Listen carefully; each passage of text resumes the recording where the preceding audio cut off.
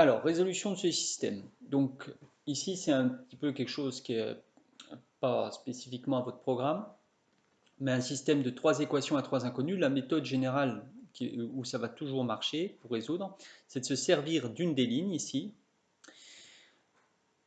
Et pour remplacer la troisième inconnue, donc là par exemple je vais choisir Z, dans les deux lignes suivantes. Ici, vous voyez, je vais remplacer Z parce que j'aurais trouvé dans la première ligne. Donc ici, si vous remplacez Z par ce qu'il y a dans la première ligne, il n'y aura plus de Z, il n'y aura plus que du X et du Y. Bon, là, il n'y a pas de Z, mais il n'y aurait plus que du X et du Y aussi s'il y avait un Z, puisque j'aurais calculé Z en fonction de X et Y dans la première ligne. Et donc, dans les deux lignes du bas, on se retrouve avec un système où il n'y a plus que du X et du Y, donc deux équations à deux inconnues. On va pouvoir trouver, si les solutions existent, X et Y. Quand j'aurai X et Y, je pourrai trouver Z en remontant. Donc, j'applique ce principe-là. Ici, il est un peu plus simple parce qu'il n'y a pas trois inconnus à toutes les lignes. Alors, ça me fait Z, je calcule par exemple Z égale 6 moins 3Y, et je vais reporter ça dans mes deux lignes suivantes. En fait, que dans la deuxième, puisque dans la troisième, il n'y a pas de Z. Donc, ça me fait X plus Y plus 6 moins 3Y est égal à 4, puis la troisième, ben, je ne peux pas reporter puisqu'il n'y a rien du tout. Il n'y a pas de Z pour l'instant. Donc ça me fait Z est égal à 6 moins 3Y, ça je le garde. Là, je vais calculer des X, je vais simplifier, ça me fait X moins 2Y est égal à 4 moins 6 moins 2. Et puis ici, j'avais 3X plus 2Y est égal à 6. Bien, vous voyez qu'en dessous, effectivement, je me retrouve avec un système, deux équations à deux inconnus. Et ça, ben, normalement, vous savez faire. Ça fait Z est égal à 6 moins 3Y. Donc, je vais par exemple faire par substitution. Donc, je vais calculer X dans la première ligne. Ici, ça me fait X est égal à 2Y moins 2. Et je vais reporter ce calcul dans la troisième. 3 fois 2Y moins 2 plus 2Y est égal à 6.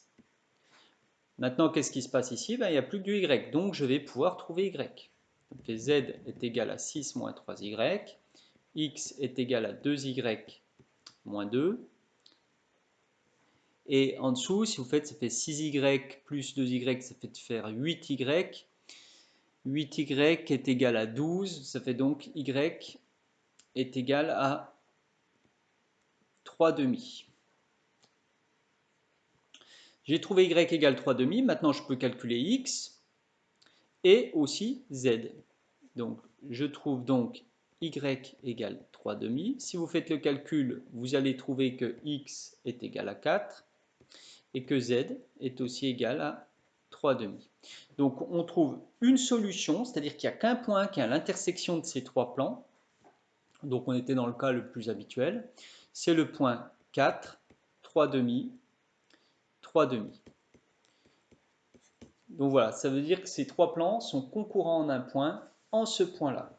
Au niveau des droites, eh bien, je rappelle que delta, c'était l'intersection de P et de CDE. Donc ça, on avait P ici et CDE ici. Ça, c'était delta. Et que delta prime,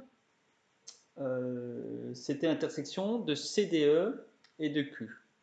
C'est-à-dire que ça, c'était delta prime. Eh bien, dire qu'on a un point qui vérifie ces trois lignes, donc il vérifie a fortiori ces deux premières lignes, c'est-à-dire il appartient à delta. Il vérifie a fortiori aussi ces deux lignes-là, donc il appartient à delta prime. Et donc ça veut dire que les droites delta et delta prime sont séquentes. Alors est-ce qu'on peut le voir sur le dessin? On va regarder. Je ne me rappelle plus trop où étaient positionnés delta et delta prime. Alors delta, excusez-moi. Voilà. Donc on avait l'intersection PO, c'était la droite delta prime, et delta, c'était cette droite-là, la droite HI. Eh bien, on voit bien que ces deux droites se coupent effectivement ici. Et ce point d'intersection-là, c'est le point d'intersection des trois plans, P, Q et CDE. Voilà.